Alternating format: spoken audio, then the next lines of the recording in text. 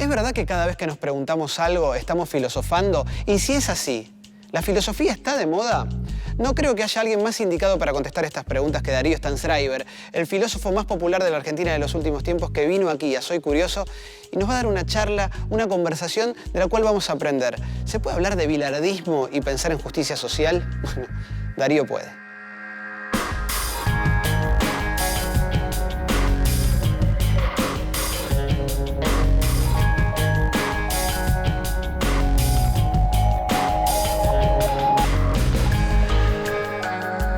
Bueno, gracias por haber venido, Darío.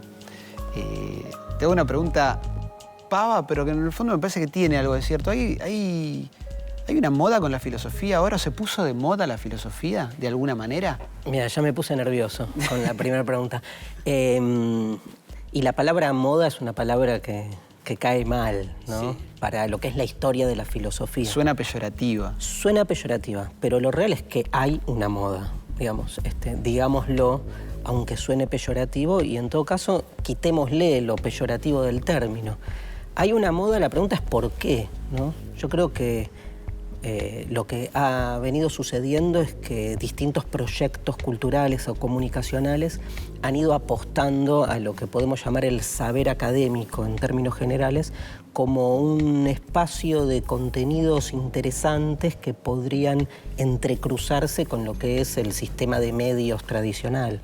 Entonces se descubrió que la filosofía es algo que garpa, que gusta, que en la medida en que se la transmita de modo simple y seductor y entretenido, tenés un público que se engancha. Ahora, no sé si ese es el propósito originario de la filosofía. ¿Qué diría Sócrates, no? Digamos, si se le dijese que en el siglo XXI se ve filosofía en televisión o cualquier persona se engancha por ahí con algún tipo de reflexión filosófica. ¿Pero no estaría contento de que vuelva a las calles la filosofía un poco? Yo creo que en parte sí, en parte no, pero es la ambigüedad de lo que es la filosofía. En la medida en que se populariza mucho, para mí gana, ¿no? Porque realmente hace falta, ¿no? Son tiempos donde desacomodarse un poco viene bien, desestabilizarse viene bien, la inseguridad viene bien, la inseguridad existencial, ¿no? Sí. La pregunta abierta acerca de lo que somos viene bien porque es un mundo muy cerrado, muy rápido, muy con manuales de instrucciones y recetas veloces que van como produciendo una vida que parece que uno consume y punto. Y frente a eso, hacer un poco de filosofía desestructura en el buen sentido. Pero también hay una idea, perdona que te interrumpa, que es que nos parece muy accesible. Yo creo que es algo fácil, porque no se trata de otra cosa que de virar la mirada, digamos. La filosofía se hace con el mismo lenguaje con el que nos manejamos en la vida cotidiana. La diferencia es que se recombinan las palabras para generar otro tipo de discurso. Yo lo veo la filosofía más cerca de la poesía. Viste que la poesía no es que inventás un lenguaje nuevo, no. Usás las mismas palabras de la cotidianeidad. En filosofía pasa lo mismo, digamos. Por eso a veces resulta tan chocante, porque es el mismo tipo de pregunta o el estilo de pregunta que haces en la vida cotidiana. Lo que pasa es que está acá articulada para otra cosa. Porque vos preguntás, por ejemplo, no sé, ¿por qué se me inundó el baño? Y esa pregunta es una pregunta que tiene un objetivo, que es tratar de entender qué pasó. ¿De dónde viene el agua? Sí. ¿De dónde viene el agua? ¿Dónde se pinchó el caño? Y ver cómo resolverlo. Ahora, ese mismo tipo de pregunta puesta en una cuestión existencial se traduce a ¿por qué nos tenemos que morir? Y bueno, y no hay un plomero para la muerte, claro. Pero la inercia conceptual te lleva a pensar que las preguntas de la filosofía se resuelven igual que las preguntas de la cotidianeidad. ¿Hay relación entre la filosofía y la angustia? Porque, está bien, estoy partiendo del ejemplo que diste vos que nos lleva a la muerte, pero la idea de preguntarme cosas y no encontrar siempre la respuesta o no encontrarla nunca, básicamente, porque o hay 2 millones o no hay ninguna, me hace pensar un poco en la angustia también. ¿Hay una relación o puedo filosofar sin angustiarme? No, ¿te hace pensar en la angustia o te angustia? Bueno, ahí va. Me angustia. Y sí. Me angustia saber que me puedo angustiar. Además. Sí. Doble angustia. Mirá, si la filosofía no tiene que ver con la angustia, no tiene que ver con nada. Digo, es angustia con patas, digamos. Claro. Y por eso se le huye tanto. O se la considera un saber innecesario, o se la considera un saber que no suma, o se le huye en el sentido de ¿para qué me voy a angustiar, ¿no? ¿Para qué tengo que recordar todo el tiempo que nacimos para morir? Que es lo que todo el tiempo te pone en evidencia la filosofía, y eso me angustia. Frente a la angustia construimos eso que podemos llamar a grandes rasgos la cultura. Y entonces, nada, inventamos el amor, la familia, el consumo, el fútbol, toda esa sarta de actividades mundanas para olvidar permanentemente la angustia existencial en la que estamos arrojados. Ahora, esa angustia es constitutiva de lo que somos. Los que hacemos filosofía no es que nos copa el angustionismo, por inventar un término. Lo que entendemos es que seres que nacimos para morir, la podemos pasar bien, pero siempre hay un resguardo, hay un espacio en el que te tenés que acordar que esto es efímero. Y nos parece que esa angustia te devuelve después a la vida cotidiana con otra riqueza. No creer que esa cotidianeidad es eterna o dura para siempre, o que el mundo de los objetos es un mundo que tiene que ver con uno, sino entender que son más bien placebos, ¿viste? Son como anestesias. Todo. Todo, yo sé. En el fondo, estoy medio radical igual, pero Sí. yo creo que, digamos, el único tema que nos atraviesa desde la conciencia es esa locura de haber nacido para morir. Y pensás en la gente, viste que hay gente que pareciera que no tiene culpa y que vive sin saber que se va a morir. Bueno, ahora que te lo digo también pienso que puede vivir pensando todo el tiempo que se va a morir y hace de todo. Viste que hay gente que no pareciera estar angustiada y no pareciera tener tiempo de filosofar. Viste que el tiempo también es como una figura muy fuerte dentro de lo filosófico. Es cierto. Yo también descreo de esta lógica por la cual hacer filosofía supone tomarse un momento como, ¿viste? Más la pose del filosofar, que es la típica pose porteña. Aparte, estoy en un bar con un cigarrillo, levanto la cabeza y estoy básicamente de levante ahí, ¿no? Sí. Digo, hablemos claro y pronto. Me parece que al revés, el filosofar está en las situaciones cotidianas en las que vivimos. Digo, esa persona que está laburando 12 horas por día, mientras ejecuta ese movimiento automático que tiene que repetir 12 horas por día, 7 días por semana, 30 días por mes, en algún momento se pregunta, ¿por qué? ¿Por qué? ¿Por qué así? ¿Por qué me tocó esto? ¿Por qué no de otra manera? ¿Por qué nací donde nací? Digo, la pregunta de la filosofía es la pregunta por el por qué. No tiene ninguna otra, no hay ninguna otra fórmula rara o extraña.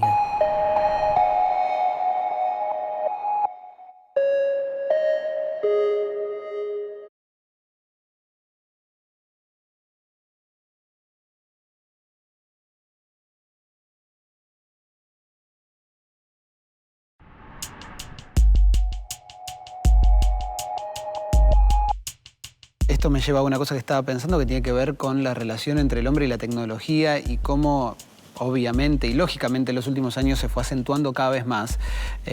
Y la penetración tecnológica en nuestra vida cotidiana es gigantesca. Sí. Y existe mucho la combinación entre filosofía y tecnología. Ahora se utiliza bastante la idea de explicarte lo tecnológico o la idea de futuro de una manera, si se quiere, entre comillas, filosófica. Sí. ¿No? Cuesta mucho pensar la tecnología, porque también hay toda una faceta de lo tecnológico muy asociada al valor de la utilidad. Como que pensamos la tecnología únicamente como un dispositivo de artefactos que vienen a mejorar nuestra relación con el bienestar.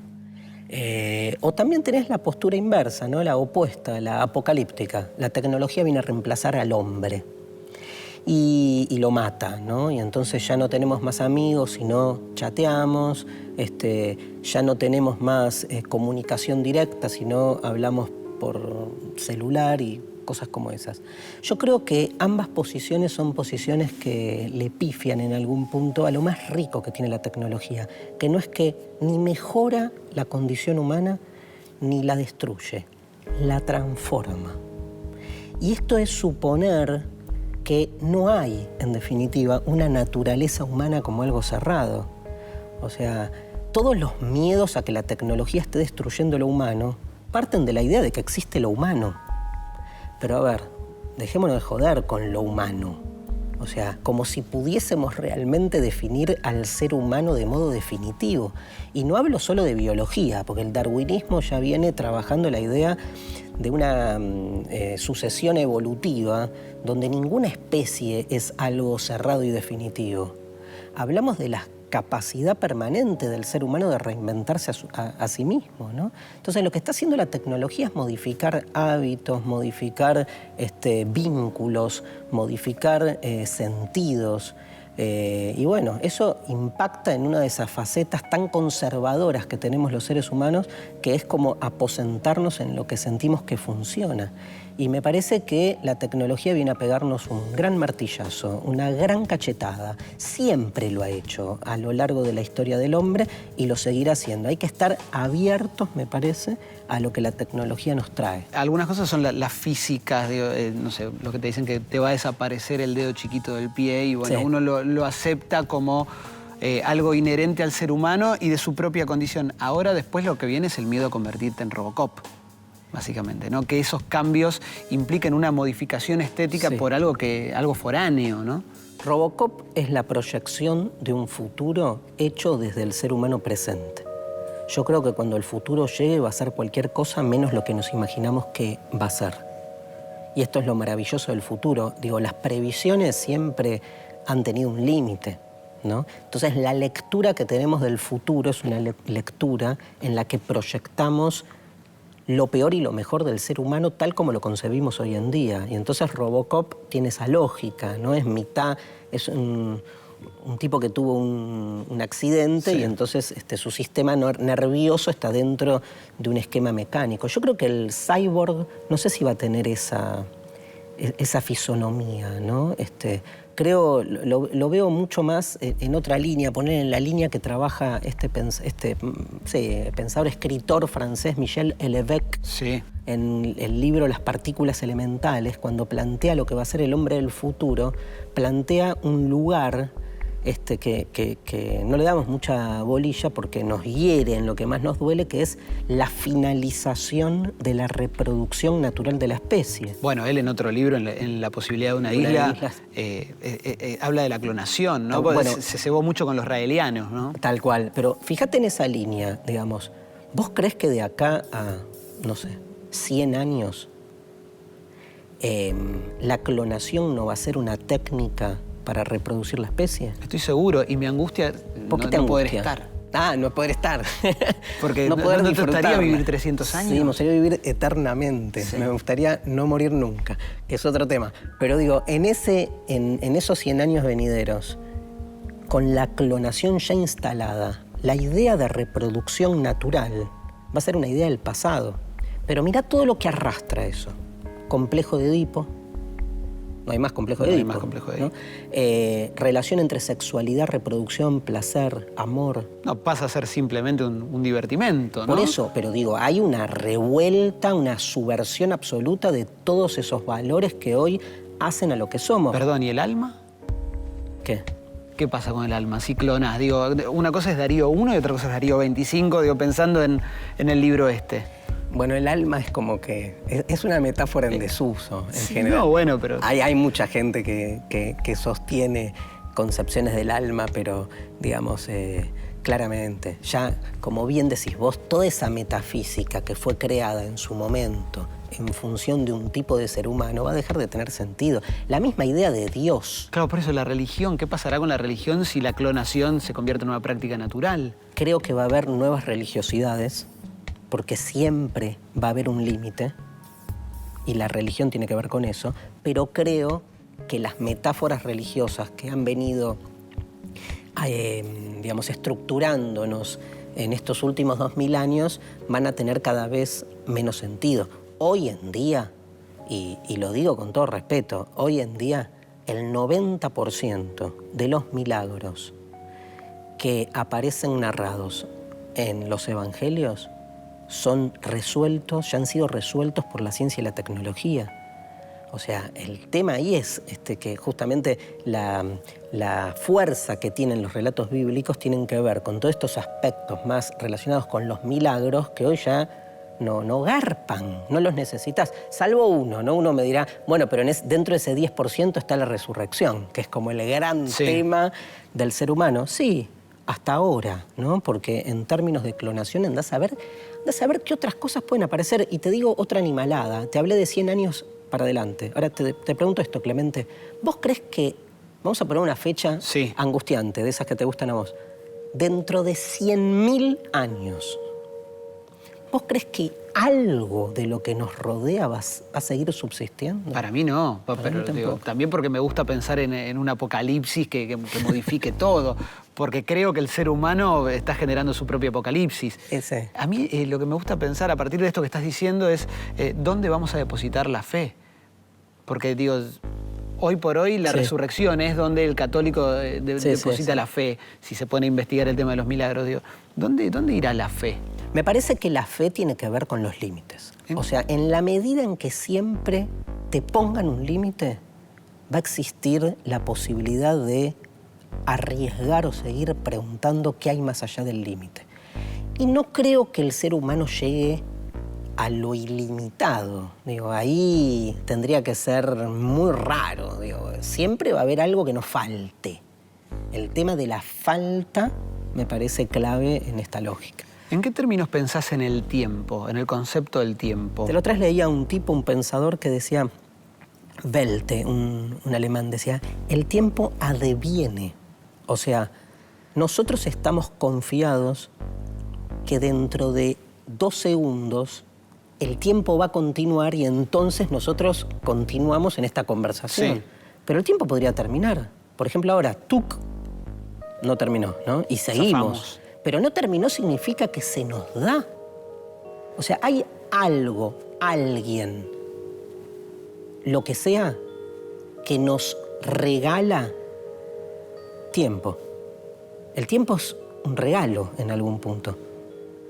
Y no sabemos de dónde viene. La religión va a poner un creador, que es el que crea el tiempo. Sí. La filosofía va a decir, mirá, no creemos que hay alguien creador del tiempo. Ahora, no somos tontos, nos damos cuenta que el tiempo no es una creación del ser humano y que entonces se nos da.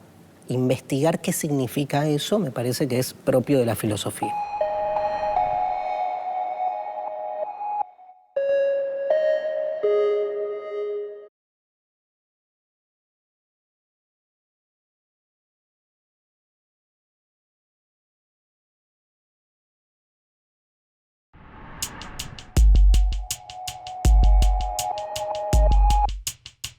¿Dónde ves a las ideologías hoy y dónde las imaginás de acá? No te digo a 100.000 años, pensemos de acá a 100 años, ¿no? Yo creo que las redes sociales están transformando las formas de hacer política, por ejemplo.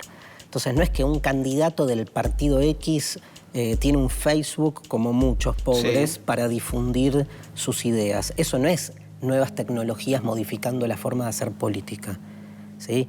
Tecnología haciendo política es otra cosa. Significa crear comunidad desde las redes sociales y generar desde ahí transformaciones concretas. Claro, porque me parece que en esa incorporación de la tecnología muchas veces hay como una confusión que termina banalizando a la política. Totalmente. ¿No? Porque muchas veces es como, bueno, te tuiteo tal cosa. Total. Creyendo que es política y quizás no tiene tanto que ver, que es un adorno a la política. Es un adorno, un accesorio, ¿no?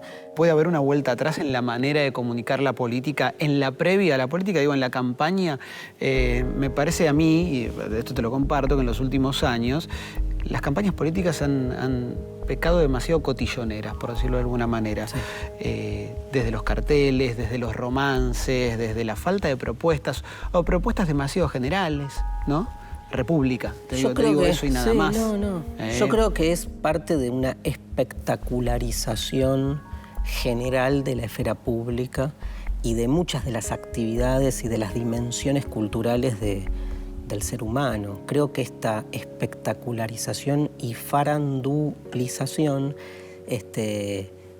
hoy se entrometen con la política, pero también con la religión. también con la educación. Me parece que en general el contenido no nos está importando. El contenido no nos está importando, estoy de acuerdo. Tampoco creo que se trate de volver a salvar los contenidos por fuera de las formas. Me parece que una buena manera de empezar a repensar esto es darnos cuenta que esa dicotomía entre forma y contenido ya no corre, es más propia de otro tiempo. Y entonces que hoy la tele no es un accesorio, es parte constitutiva de lo que estamos también diciendo. Yo le huyo a esas lecturas más dicotómicas que piensan, de nuevo, en todo lo tecnológico como un formato y que el formato es algo secundario.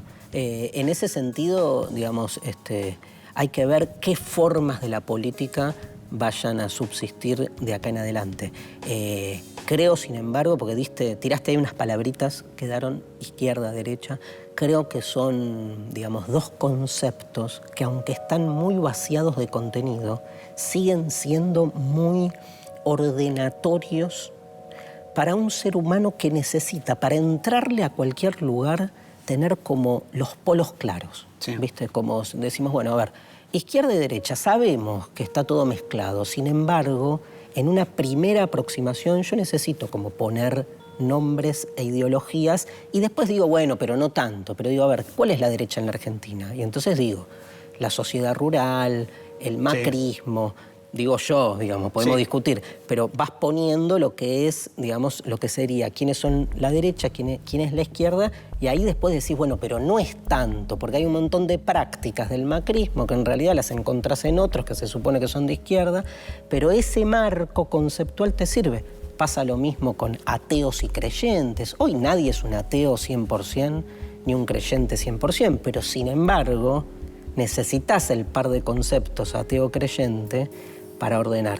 Y pasa lo mismo, perdón, tengo que decir esto, pero pasa lo mismo con bilardismo-menotismo, que parece ser una dicotomía que en el fútbol todo el mundo dice basta con bilardismo-menotismo, ya no explica nada, y sin embargo todos necesitamos, digamos, poner ese par de conceptos para después decir, bueno, este no es tanto, pero viste que esclarece un poco.